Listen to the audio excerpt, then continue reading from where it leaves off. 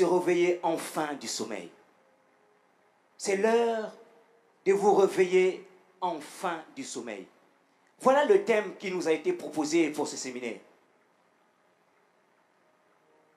Ce thème a été tiré du livre de Romains chapitre 13 à partir du verset 11. Je ne vais pas revenir sur les définitions de ce que c'est le sommeil spirituel ce soir, puisque notre bien-aimé frère Congrès a su déjà nous les donner. Mais j'aimerais juste toucher un petit point par rapport au sommeil et par rapport au réveil. En complément de ce que le frère a dit, je dirais que les deux éléments sont deux états spirituels, mais qui sont diamétralement opposés. Le sommeil, c'est un état d'inactivité, d'improductivité. Le sommeil, c'est un état de passivité. C'est un état, des fois, quand vous vous retrouvez dans le sommeil, et c'est là où le chrétien se permet même de faire certaines choses. C'est là où le raisonnement prend place. Le sommeil spirituel. Le réveil, contrairement, en fait, c'est la prise de conscience d'un état de péché et la décision de pouvoir se tourner et de se lever pour travailler. Le réveil, c'est la productivité. C'est l'activité. Alléluia. Mais remarquez ici, dans le passage, notre thème. Il est écrit ceci. Cela importe d'autant plus que vous savez en quel temps nous sommes. 2 points. C'est l'heure de vous réveiller enfin du sommeil. Car maintenant, le salut est plus près de nous lorsque nous avons cru. J'ai appris quand j'étais à l'école que lorsqu'une phrase est précédée par 2 points, la phrase qui vient par la suite, en fait, c'est une explication ou l'éclaircissement de la phrase qui venait d'avant. Ici, notre thème a été tiré, mais lorsqu'on voit la phrase qui venait avant, on trouve que cette phrase est terminée par 2 points. Ça veut dire que c'est l'heure enfin, c'est l'heure de vous réveiller enfin du sommeil, n'est que l'explication de ce qui a été dit précédemment. Or, qu'est-ce qui a été dit précédemment? L'apôtre Paul dit que cela importe, d'autant plus que vous savez à quel temps nous sommes. La phrase paraît n'est pas trop bien claire, mais il y a 2 choses qui ont interpellé ma conscience ici. C'est les mots qui ont été utilisés par l'apôtre Paul. J'ai regardé dans d'autres versions de la Bible, mais c'est pratiquement les mêmes mots qui revenaient. La Bible dit que cela importe. Ça veut dire quoi, cela importe? Ça dit que c'est un encouragement. D'autres versions de la Bible vont utiliser « faites ceci ». Ça dit que comment je peux dire ça? C'est une incitation à pouvoir faire quelque chose. Mais il complète en disant « d'autant plus que vous savez ». Or, la locution « d'autant plus » en français vient simplement relever l'importance d'une pensée qui avait été communiquée avant. Or, ici dit « d'autant plus que vous savez ». Donc, cette composition de mots vient soutenir ce que l'apôtre Paul voulait dire avant. Ce que l'apôtre Paul était en train d'encourager ou d'inciter les gens à mettre en place. Mais je me suis posé la question, mais quelle est cette chose-là, l'apôtre Paul? Explique-moi un peu, qu'est-ce que tu veux que nous puissions mettre en place? Puisque tu dis que nous sommes, d'autant plus que nous savons dans quel temps nous sommes. Et c'est pourquoi je suis remonté dans Romains chapitre 13 à partir du verset 1. Et ce n'est pas en vain que je vous ai demandé de lire cela. Et lorsque vous lisez Romains chapitre 13, à partir du verset 1 jusqu'au verset 8, l'apôtre Paul parle de l'obéissance aux autorités. Et lorsqu'on descend à partir du verset 8 jusqu'au verset 10, l'apôtre Paul parle de la pratique de l'amour. Alléluia. 2 éléments que l'apôtre Paul est en train d'encourager l'Église à mettre en pratique. En rapport avec le temps dans lequel l'Église se situe. L'appel à l'action à faire quelque chose ou à pratiquer quelque chose en fonction du temps dans lequel nous sommes. Mais le temps ici n'est pas précisé, mais il est précisé plutôt dans le verset suivant. Il dit que la nuit est avancée. Il révèle dans quel temps nous sommes. Parce que le temps est vague. Mais un peu plus loin, l'apôtre Paul révèle que la nuit est avancée. Ça veut dire que nous étions au temps de la nuit. C'est pourquoi le sous-thème de mon message ce soir, c'est le mystère du temps du soir. Alléluia. Le mystère du temps du soir. Parce que la nuit fait partie du soir. La nuit, le dictionnaire dit que c'est lorsque, le soir, le dictionnaire dit que c'est lorsque la nuit tombe et jusqu'à l'aurore, c'est-à-dire au lever du soleil. Alléluia. Maintenant, remarquez ici, nous allons essayer de définir un peu ce que l'apôtre Paul nous encourage à mettre en pratique. Il parle des autorités d'abord. L'obéissance aux autorités. Je vais parler ce soir de 3 types d'autorités. Le premier type d'autorité, c'est ce que j'appelle l'autorité parentale. Qui est une problématique aujourd'hui dans la société dans laquelle nous sommes. L'autorité parentale, aujourd'hui, c'est un problème avec les jeunes. Et quand je parle de l'autorité parentale, je parle des conflits qui existent entre les jeunes et leurs parents. Alléluia. Parce qu'en parlant du réveil, ce n'est pas seulement les dons spirituels, mais c'est aussi notre habitude, notre comportement à la maison. L'autorité parentale. Bien-aimé, j'aimerais dire à un jeune ce soir, je compatis avec toi. Je compatis avec toi. Peut-être tu as été élevé monoparentalement. Je compatis avec toi.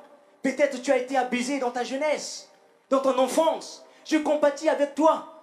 Peut-être tu as été violé. Je compatis avec toi. Peut-être tu es en train de traverser des situations difficiles. Tu es en train de traverser peut-être beaucoup de combats. Je compatis avec toi. Je partage avec toi cette douleur. Mais je suis venu ce soir pour te dire, cela n'est pas la raison de pouvoir abandonner la foi. Ce n'est pas parce que tu traverses des situations difficiles. Ce n'est pas parce que tu as été violé, tu as été abusé de ton enfance, que tu es prêt à te suicider aujourd'hui. Cela n'est pas une raison. Ce n'est pas une raison, bien-aimé. Alléluia. Ce n'est pas une raison, bien-aimé, aujourd'hui, d'être impoli, parce que nous voyons des enfants aujourd'hui. Ils sont tellement impolis envers leurs parents. Ils sont tellement désobéissants. Ils sont tellement têtus. Nous voyons des jeunes aujourd'hui, bien-aimés, irrespectueux. Pourquoi? Non, parce que c'est le caractère, les situations dont j'ai traversé dans la vie. Je compatis avec toi, c'est que tu as traversé dans ta vie. Mais il est temps maintenant que tu te réveilles. Il est temps maintenant que tu domines ce caractère. Il est temps maintenant que tu te revêts maintenant de l'identité de Christ. Alléluia. Je compatis avec toi, je partage cette douleur avec toi. Mais cette douleur-là n'est pas une raison pour toi de te livrer à la prostitution. Cette douleur-là n'est pas une raison pour toi de se livrer au péché. Il est temps maintenant que tu te réveilles. Prends conscience à la sortie de ce séminaire de pouvoir changer. Alléluia. Combien de jeunes aujourd'hui manquent du respect à leurs parents? Quand je marche dans les cités, j'entends la daronne là, elle m'énerve. Le daron, c'est lui l'avant. Tout à l'heure, je vous avoue, j'ai pas eu le temps de vraiment de préparer le message au fond. Je suis débordé ces derniers temps. Tout à l'heure, j'étais dans le train, j'étais en train d'écrire le message. Je sors du train pour aller me changer à la maison pour venir ici. J'arrive en face de la gare. Je vois deux jeunes garçons en train de sortir dans un magasin en courant. Et les vendeurs aussi en train de les suivre. Malheureusement pour le deuxième, il s'est fait attraper, mais il y a le premier qui a pu s'enfuir. Pourquoi? Il venait de voler des baskets. Vous voyez la jeunesse d'aujourd'hui. Je suis venu dire à quelqu'un, quel que soit ce que tu as traversé, quel que soit ce que tu es en train de traverser aujourd'hui, ce n'est pas une raison pour toi d'aller voler. Ce n'est pas une raison pour toi d'aller voler. Dieu peut changer ta situation. Donne-lui simplement ton cœur. Abandonne-lui à lui. Il est capable de changer ta situation. La Bible dit, recommande ton sort à l'Éternel et mets en lui ta confiance et il agira. Il prend le pauvre du fumier. Il le fait asseoir au milieu des grands. Il lui donne au passage le trône de gloire. Dieu est capable de changer ta situation. Frère, ma soeur, Dieu est capable de changer ta situation. Ne te laisse pas piétiner par ton caractère. Non, mon enfance a été dure. Mes parents m'ont rejeté. Mon père est parti se remarier. Ma mère aussi s'est remariée. Je suis grandi dans une famille composée. Ce n'est pas la raison. Jésus t'a fait grâce. Si tu es assis ce soir, c'est parce que Dieu voulait que tu écoutes ces messages. Si tu es assis ou assis ce soir, parce que Dieu voulait que tu écoutes ce message, il est temps pour toi que tu te réveilles. Et que tu sors de ce sommeil spirituel, que tu sors de ce caractère, de ce comportement, que tu refuses cela dans ta vie. Parce que si tu refuses de te lever, ça risquera de nuire toute ta vie. Parce qu'à cause de ces choses, beaucoup de divorces ont eu lieu. Moi, je connais une sœur qui a été abusée dans son enfance. À chaque fois, chaque frère venait, il pouvait fréquenter avec toi, pouvait marcher avec toi pendant 2 mois. Elle prenait la décision de rompre. Et quand je suis arrivé dans cette assemblée, on me dit qu'il y a au moins 5 frères qui sont passés là-bas. Mais elle fait que 2 mois maximum avec ses relations. Pourquoi? Elle avait un poids. Quand je me suis rapproché d'elle, elle avait un poids qui la faisait tellement mal. Elle a eu un enfant à l'âge de 17 ans. D'abord, elle était abusée dans son enfance. Elle a eu un enfant à l'âge de 17 ans. Mais elle ne pouvait plus. Donc, elle avait toute cette image-là qui la revenait tout le temps. Je dis que c'est un problème spirituel. D'abord, va pardonner à ton père. Et c'est ce que je voulais dire à un jeune ce soir. Quel que soit ce que ton père t'a fait, quel que soit ce que ta mère t'a fait, plus que tu crois la parole de Dieu, pardonne-leur. Car ils ne savent pas ce qu'ils t'ont fait, ou car ils ne savent pas ce qu'ils sont en train de faire. Pardonne tes parents. Alléluia. Pardonne tes parents. Quel que soit ce qu'ils sont, non chrétiens. Ils sont peut-être super protecteurs. Ils sont peut-être indifférents. Pardonne-leur, bien-aimés dans le Seigneur. Le réveil des jeunes aujourd'hui. Le problème de la société que nous vivons commence généralement dans les familles. Et la Bible révèle que dans les 10 commandements, principaux commandements qui ont été donnés à Moïse, il n'y en a qu'un seul commandement qui est attaché à une promesse. Honore ton père et ta mère pour que tu vives longtemps.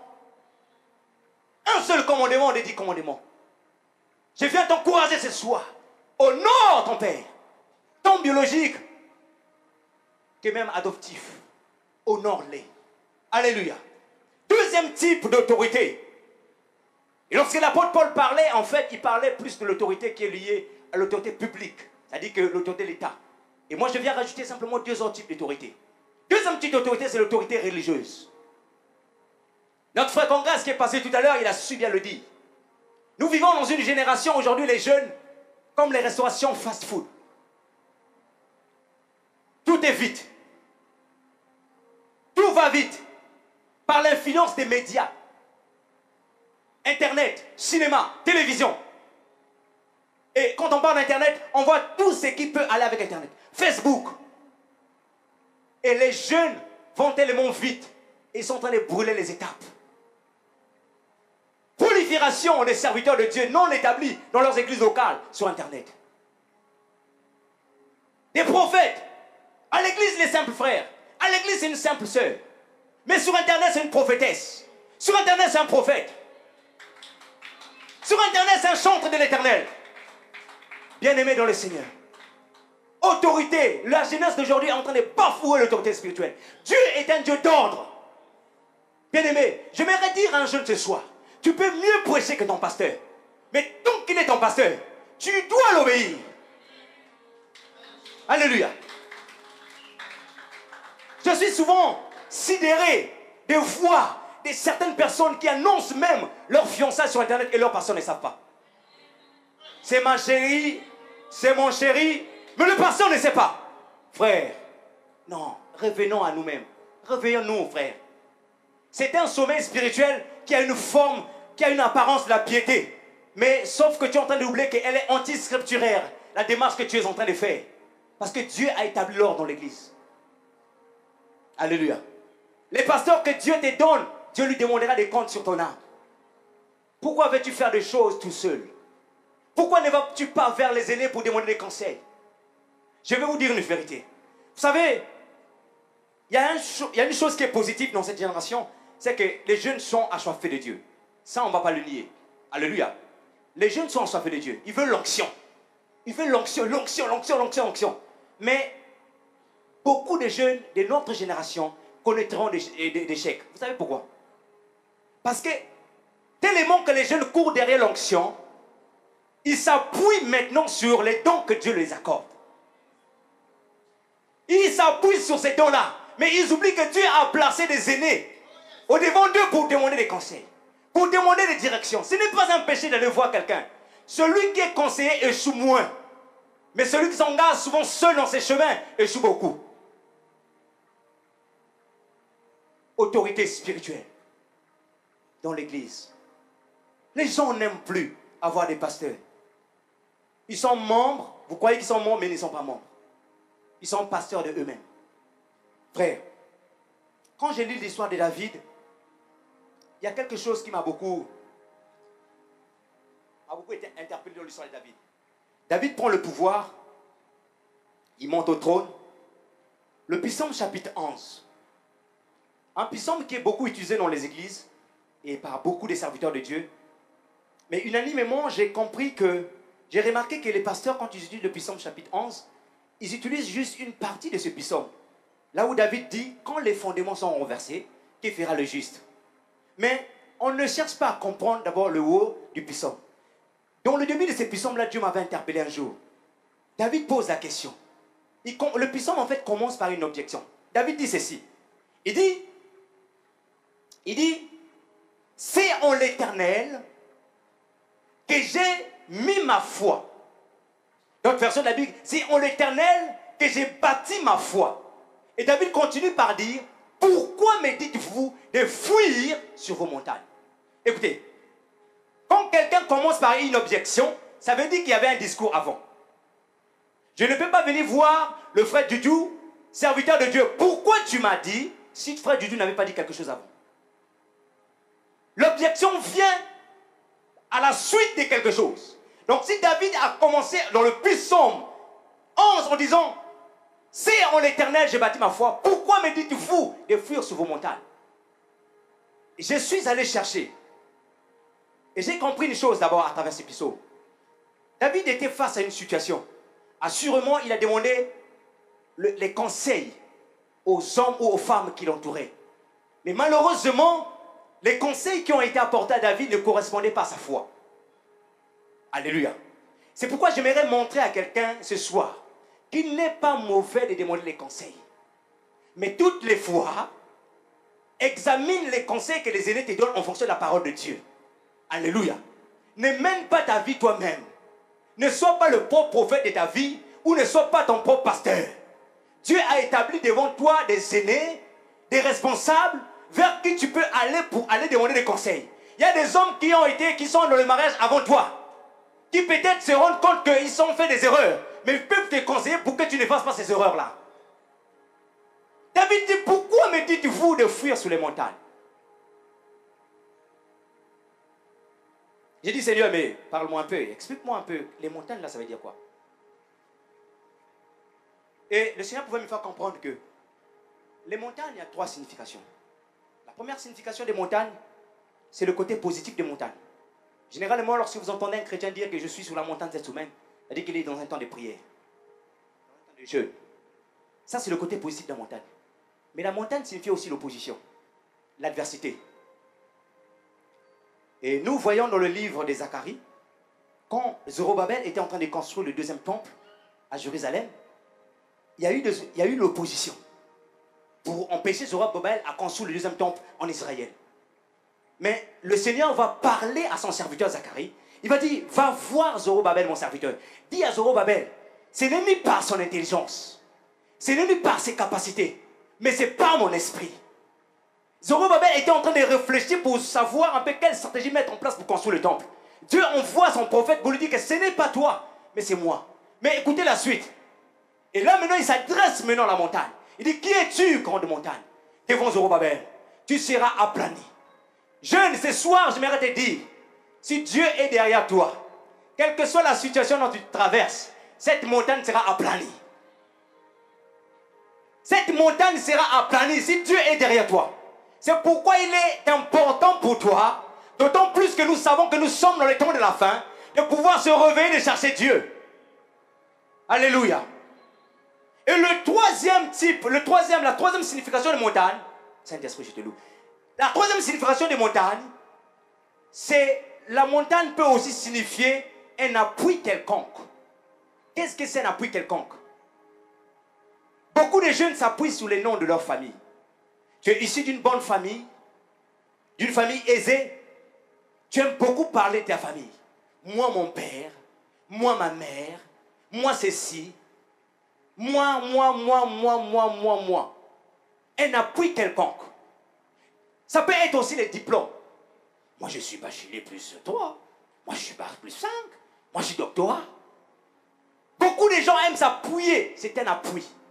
Mais David il dit quelque part, je crois que c'était le Psaume 103, si je ne me trompe pas, il dit, j'ai levé mes yeux sur les montagnes. David croyait que le secours devait lui venir des montagnes. Mais il dit que le secours me vient de l'Éternel. David pouvait s'appuyer sur quelque chose.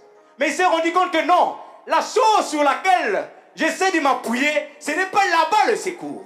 Mais le secours me vient de l'Éternel. Ton secours ne viendra pas de ton diplôme. Parce que même en ayant un bac plus 5, tu peux manquer du travail. Mais si Dieu est avec toi, quel que soit l'endroit, même si on a dit que cet endroit-là est noir, ne rentrera pas, tu rentreras. Même si on a dit un blanc ne rentrera pas, tu rentreras. Parce que Dieu est avec toi. Jeunes, ce soir, je suis venu simplement vous annoncer. Réveillons-nous. Mets Dieu en premier plan dans ta vie. Il va t'étonner. Il va t'étonner des fonctions, des postes qu'on a dit que tu ne pouvais pas. Dieu, avec Dieu, c'est possible. Avec Dieu, c'est possible, je te dis. Ah oui, je te le dis. Avec Dieu, c'est possible. Le temps n'est pas. Le temps est parti pour vous donner un témoignage. Non, mais je ne le donnerai pas ce soir. Parce que j'ai beaucoup de choses quand même à dire encore par la suite. Troisième élément. Troisième autorité, c'est l'autorité politique. Nous le voyons dans la société dans laquelle nous vivons aujourd'hui. Les jeunes se lèvent. Ce n'est pas mauvais parce que les lois sont votées. L'Assemblée vote des lois, les jeunes se lèvent, se soulèvent. Mais la manière de faire, j'aimerais interpeller les chrétiens aujourd'hui. Ne vous mettez pas, parce que les jeunes se sont levés, vous aussi vous allez faire ce que le monde fait. Se lever pour une bonne cause, c'est bien. Mais quand vous commencez à vous lever pour aller casser les voitures, ce n'est pas bon. Quand vous commencez à vous lever pour aller brûler les voitures des gens, ce n'est pas bon. Jeunes chrétiens, ce soir, j'aimerais te dire, brûler les voitures, casser, ce n'est pas bon. Lève-toi pour une bonne cause. La cause du royaume de Dieu, oui. S'il faut aller peut-être défiler, oui, ça ne regarde que toi. Mais ne casse pas les voitures des gens. Ne brûle pas les voitures des gens. Nous bafouons l'autorité aujourd'hui. Et des fois, nous oublions que ces voitures-là n'appartiennent pas au gouvernement. Nous oublions que ces voitures-là n'appartiennent pas au ministre. Mais ça appartient à des individus comme toi et moi. Jeune homme, jeune chrétien, il est temps maintenant que tu te lèves. Que tu fasses entendre le nom de Christ Jésus autour de toi. Que tu parles maintenant de Jésus autour de toi, dans ta cité. Que tu leur parles que moi j'ai donné ma vie à Jésus. Et que par toi les âmes se convertissent. Et surtout vous qui êtes nés ici, qui parlez le langage des jeunes qui sont ici. Vous avez toutes les facultés et les possibilités de leur parler Jésus dans leur langage. Parce que l'apôtre Paul dit, quand j'étais avec le Romain, j'étais comme un Romain. Dans le but de gagner les Romains, mais pas dans le but de devenir Romain ou bien de vivre comme un païen. Vous avez le langage, vous avez la facilité là. Vous connaissez le wesh. Vous les parlez dans le langage. Mais nous là, moi j'entends seulement ça. Mais au moins vous êtes là-bas, vous êtes avec eux. Là-bas vous êtes wesh. Et tu arrives à l'église en frère en chrétien. Mais avec wesh là tu peux les gagner. Mais oui, je dis la vérité. Oui. Avec wesh tu peux le gagner. Ah oui, hein. Frère, le wesh ne suffit pas seulement à mettre des tailles basses. Des pantalons là. Non, ça ne suffit pas seulement là. Si tu veux même le mettre aux tailles basses. Non, frère. Communique la vie de Christ. La Bible dit ceci, j'aime l'apôtre Paul. Dans Colossiens chapitre 2, l'apôtre Paul dit quelque chose de très important. Il dit, plus que vous avez accepter Jésus comme votre Seigneur, il dit, marchez en lui, enracinez-vous en lui et construisez toute votre vie en lui, plus que vous avez accepté. Jeune, tu as accepté Jésus, marche en Jésus. Enracine-toi en Jésus. Construis toute ta vie en Jésus. Donc tout ce que tu fais dans la vie doit être dans la parole de Dieu. Ne sois pas influencé par les jeunes de la cité, non. Mais c'est à toi d'influencer. Parce que tu vas t'enraciner en Jésus. Tu vas t'enraciner. Tu vas te construire ta vie. Tu commenceras à faire des projets par rapport à ce qui est écrit dans la parole de Dieu. Non pas par rapport à ce que les gens font dans les quartiers. Trois types d'autorité que j'aimerais vous partager ce soir. Et l'apôtre Paul parle d'un deuxième point. Il parle de l'amour. Et lorsque l'apôtre Paul parle de l'amour, vous allez remarquer qu'il dit que la pratique de l'amour est l'accomplissement de toute la loi. Pourquoi? Dans Matthieu chapitre 22, nous allons pas le lire, à partir du verset 34, les pharisiens posent la question. Les pharisiens, on vient informer aux pharisiens que Jésus a fait taire les sadducéens. En fait, c'était des groupes, je peux dire un peu, des groupes religieux.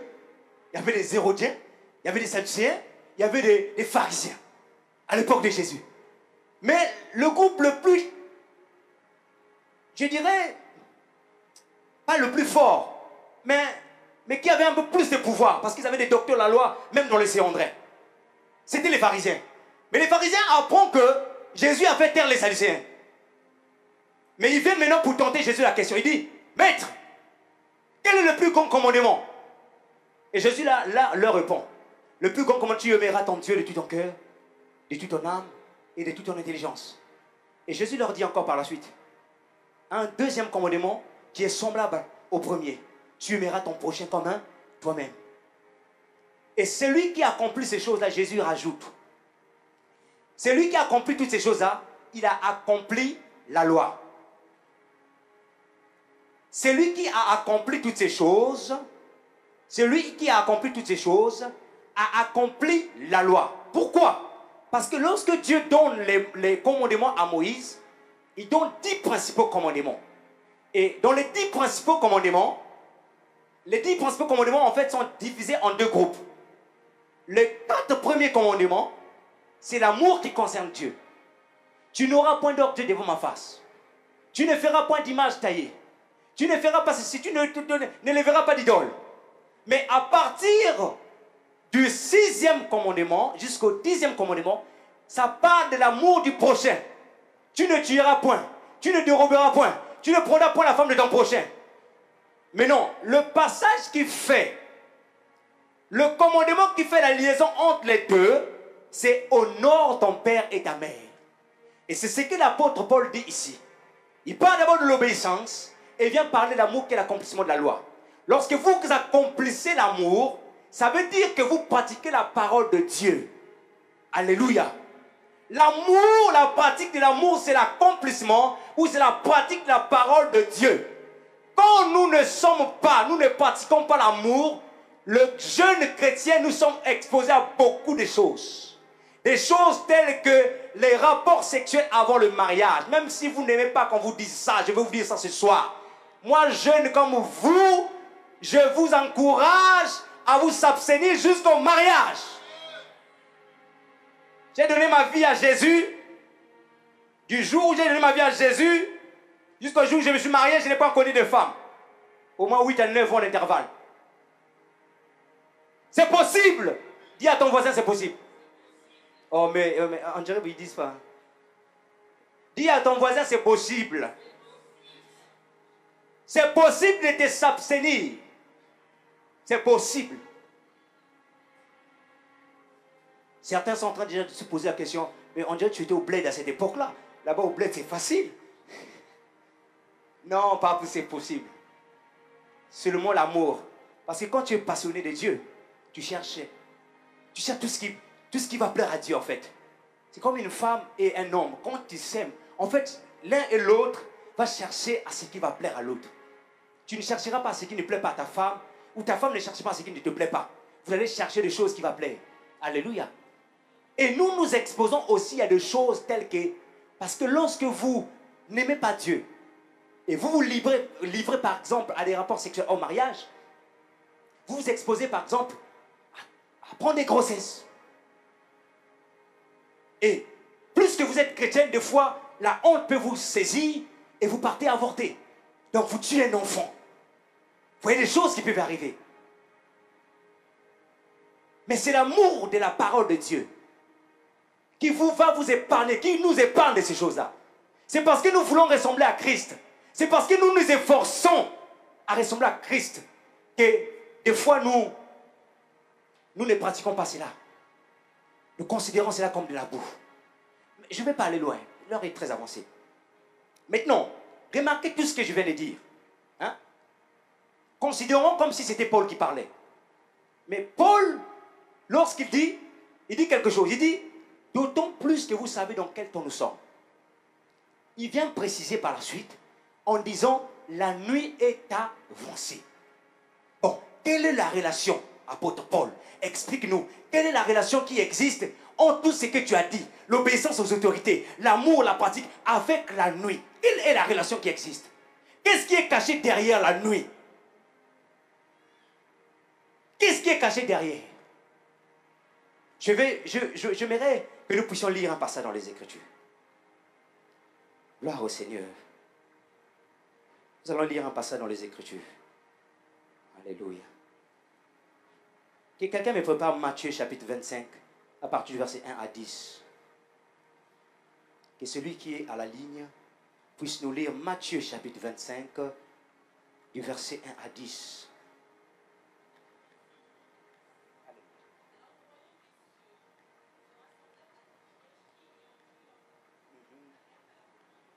Alléluia.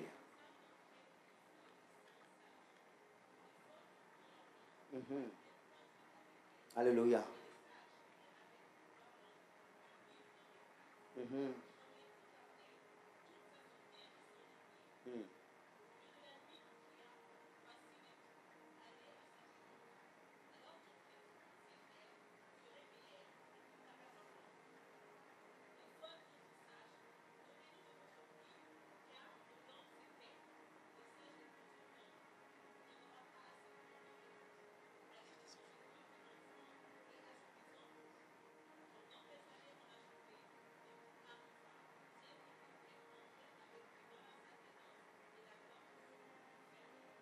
Amen. Je vais lire rapidement 2 Pierre chapitre 3 pour ceux qui prennent note, verset 10. 2 Pierre chapitre 3, verset 10 nous dit ceci. Le jour du Seigneur viendra comme un voleur dans la nuit. En ces jours, les cieux passeront avec fracas, les éléments embrassés se dissoudront et la terre avec ses œuvres. Je m'arrête par là. Je disais tout à l'heure, quelle est la relation qui existe entre l'incitation de l'apôtre Paul à ce que nous puissions mettre la parole de Dieu en pratique et la nuit. 2 Pierre chapitre 3 verset 10 nous dit que le jour du Seigneur viendra comme un voleur dans la nuit. Ça veut dire que l'apôtre Paul savait que la nuit cache un mystère. Et ce mystère s'appelle l'enlèvement de l'Église. Alléluia. L'apôtre Paul savait que le temps du soir cache un mystère, c'est-à-dire que l'époux viendra chercher son épouse. Alléluia. La nuit, ici, comme je disais, mon sous-thème c'était le mystère du temps du soir. Bien aimé, l'enlèvement de l'Église est un mystère. Pourquoi? Parce que personne, même le Seigneur a dit, en ce qui concerne la date, personne ne le sait, si ce n'est le Père. Donc ça reste un mystère. Bien que nous savons que le Christ sera enlevé. Donc l'apôtre Paul, sachant ces choses, pour ne pas que toi et moi nous puissions rater l'enlèvement, il nous encourage de mettre en pratique la parole de Dieu. Jeunes chrétiens, ce soir j'aimerais vous dire, vous êtes l'avenir de la société. Vous êtes l'avenir de la société. Si vous ne vous levez pas, beaucoup vont mourir. Beaucoup vont rester. Mais la Bible dit ceci, que le Seigneur use encore de patience pour que tous puissent entrer. Mais écoutez-moi, comment vont-ils entrer si la jeunesse ne se lève pas? Comment pourront-ils entrer si toi tu ne parles pas de Jésus? La Bible dit que comment entendront-ils s'il n'y a personne qui prêche? Jeunesse chrétienne, lèvons-vous. Lèvez-vous, lèvons-nous pour parler de Jésus autour de nous. Car l'enlèvement de l'église est proche. Jésus va revenir bientôt. Et quand l'apôtre Paul nous incite, nous encourage, nous pousse à ce que nous puissions mettre la parole de Dieu en pratique, c'est afin que l'huile ne puisse pas manquer. Comme maman vient de le lire tout à l'heure, les 10 vierges. Écoutez, dans les 10 vierges, il y a 2 groupes d'églises. Une femme, la vierge, une femme symbolise l'église. Mais remarquez qu'il y a 2 groupes. Il y a 5 qui sont sages, il y a notre 5 autres qui sont folles. Les 5 sages avaient de l'huile, mais les folles n'en avaient point. L'huile est l'image du Saint-Esprit. Mais la chose qui va faire à ce que tu puisses garder le Saint-Esprit, c'est la pratique de la parole de Dieu. La chose qui va faire à ce que tu te réveilles, à ce que tu prêches Jésus, c'est le Saint-Esprit. Parce que c'est poussé par l'Esprit, les hommes ont parlé de la part de Dieu. C'est pourquoi nous devons garder le Saint-Esprit. Alléluia. Les vierges folles. Ce qui est étonnant dans cette histoire, c'est que les folles, parce que le mot vierge veut dire ce qui n'a pas été touché, ce qui est intact. Ça veut dire que les folles et les sages marchaient dans la sanctification. Mais la différence, c'est que les folles, leur sanctification était formelle. Ils vivaient une chrétienté formaliste. Mais les sages vivaient non pas seulement la chrétienté avec sanctification, mais ils s'appuyaient sur quelque chose. La Bible dit qu'ils auront l'apparence de la piété, mais ils réuniront ceux qui ont fait la force. Oh, ce qui fait la force, c'est le Saint-Esprit. Tu peux bien marcher dans la sanctification, mais si ce n'est pas formaliste, ça ne sert à rien. Parce que si Jésus revient aujourd'hui, tu vas y rester. La Bible dit que ce n'est ni par ta force, ce n'est ni par ton intelligence, mais c'est par le Saint-Esprit. Marche dans la sanctification avec le Saint-Esprit. Beaucoup des églises prêchent aujourd'hui la sainteté, mais ils ne mettent pas l'accent sur le Saint-Esprit. C'est pourquoi on va voir des jeunes qui essaient de marcher dans la sanctification, mais ils n'ont pas le Saint-Esprit. Actes des Apôtres, chapitre 19. La Bible dit que pendant que Corneille avait évangélisé l'église, ou encore la ville de d'Éphèse, et quand Paul arrive, Paul dit, avez-vous reçu le Saint-Esprit? Écoutez les chrétiens qui étaient convertis. Ils étaient 12. Ils disent à Paul, nous n'avons même pas entendu qu'il y a un Saint-Esprit. Et Paul les imposa les mains pour qu'ils reçoivent le Saint-Esprit. Le Saint-Esprit. Voilà le gage de notre héritage. Voilà les arts que le Seigneur nous a laissés, qui nous permettra de pouvoir entrer dans le l'enlèvement de l'Église. Alléluia. Au milieu de la nuit, la Bible dit, l'apôtre Paul dit ceci, la nuit est avancée, dépouillons-nous des œuvres des ténèbres. Au milieu de la nuit, parce que Paul savait ce qui va se passer au milieu de la nuit. Et j'aimerais dire à un jeune ce soir, si au temps de Paul, il était 21 heures, sache que 2000 ans sont déjà passés. Donc nous sommes proches au milieu de la nuit. Nous sommes proches au milieu de la nuit. Si au temps de Jésus, il était 18 heures, au temps de Paul, 21 heures, mais nous sommes proches au milieu de la nuit. Le cri va bientôt retentir. Il y a un mystère dans le temps du soir. Mais nous devons veiller. Dis à quelqu'un qui est à côté de toi, veille. Oh, dis à une deuxième personne, veille.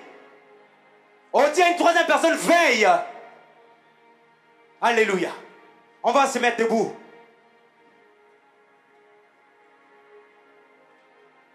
Tu vas trouver une personne dans la salle. Tu vas trouver une personne dans la salle.